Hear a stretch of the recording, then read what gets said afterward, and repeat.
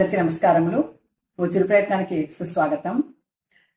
మనకి కంటి చూపు కనిపించకపోతే డాక్టర్ దగ్గరికి వెళ్తాము, స్పెట్స్ తీసుకుంటాము, రీడింగ్ గ్లాసెస్, మనకి సైట్ ఏది ఉండాలి.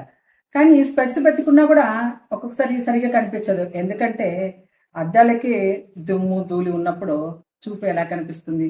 అలాగే మనము ఎదుటి వాళ్ళతో కానీ, బంధువులతో కానీ, ఎవరితో కానీ సత్సంబంధాలు లేనప్పుడు, మన మనసు సరిగా లేనప్పుడు ఏదో ఆలోచనలు వస్తూ ఉంటాయి. మనసుని దేంతో కడుగుతాము? ఇప్పుడు స్పెట్స్ అయితే చిన్న క్లాత్ తీసుకొని క్లీన్ చేస్తే అయిపోతుంది. మరి మనసును దేంతో కడుక్కోవచ్చు? మనసు కనిపించదు అంటారు, మనసుకు రూపం లేదంటారు, రంగు లేదంటారు. కానీ మనసు బాగాలేదు, నాకు మనసు బాధగా ఉంది, వాళ్ళు ఇట్లా అంటే బాధపడినాను, అట్లంటే బాధపడినాను, ఏదో ఒక ఎప్పుడు బాగా సాడ్గా ఉన్నాం, నా మనసు ఏం బాగాలేదంట, కనిపించదు కానీ బాధపడుతున్నాం అంటాం.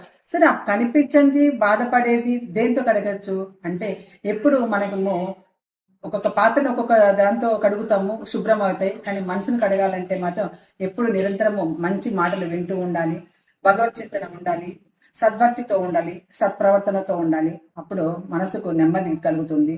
అందరూ బాగుండాలి. మీ నిత్య సర్వి డాక్టర్ ఎస్ నిర్మలా మురళి.